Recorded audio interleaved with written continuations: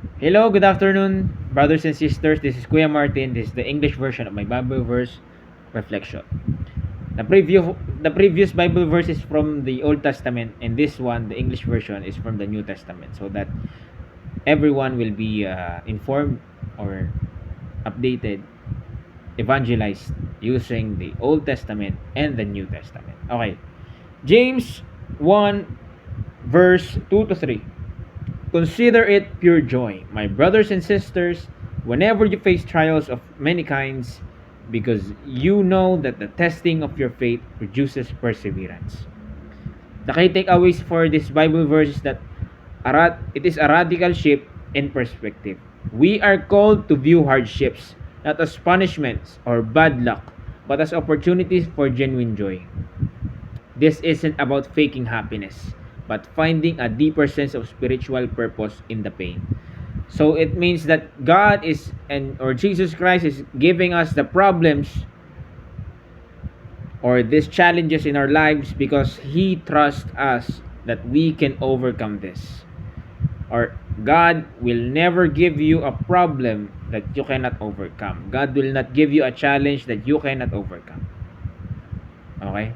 He trusts us that whenever we face a certain struggle, we face a certain challenge, that problem, that challenge is what we need in order to claim, to achieve that goal that we want. The goal, the dreams, it is there. God has planned everything for you. Whatever you're praying for, God has given it to you. The problem is, do you deserve it? God wants you to feel that you deserve what you want.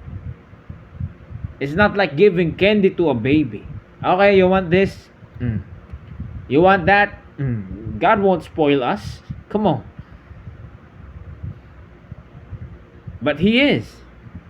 He definitely is spoiling us of all the benefits, all the satisfactions of this world. But at the same time, those big things that we want can't just be handed out like papers. Can't be just handed out like a snap of a finger. No. We should challenge ourselves. We should fight. We should strive hard for what we want. Because if we do that, then it means we deserve what we want. Okay, we genuinely fight for what we dream about. And then next, trials are inevitable and diverse. The verse explicitly says, whenever you face trials, not if, whenever. Hardships are a guaranteed part of the human experience and will come in many different forms. So, hardships is a part of human nature, of course, because we have limitations as humans. We have weaknesses and strengths. So, despite those limits, despite those hardships, God is there to remind us that despite our human limits, despite us having these things that are out of our control, He is reminding us that we have Jesus Christ. He is reminding us that we have God. We have Him. Whenever we think that we can do it by ourselves and fail and fail and fail, the moment you start to be alone and talk in a monologue, that's when God is reminding us we are not alone. We are with Him every single day. Next, purpose in the process. The ultimate goal of our struggles is to test our faith and build endurance or perseverance. Spiritual maturity and emotional resilience are heavily forged in the fire of difficult circumstances. So, when we face struggles, when God is giving us the struggles and challenges in our lives, it makes us spiritually matured and emotionally resilient. Yes, our loved ones dying, the sudden deaths of our furry babies, we failed this test, we became unemployed, we having midlife crisis. We don't know which path we want to take in college and which job we really is really for us. Yes, God is giving us those problems in order for us to be spiritually mature and emotionally resilient on these things, because if we surpass these things, or we believe God that we can surpass these things as we move, we believe in God, and if we do that, then He will give us the solution we need. As long as we move, join with Jesus Christ, and believe that we can do it through Him, by Him, and for Him, everything will be okay.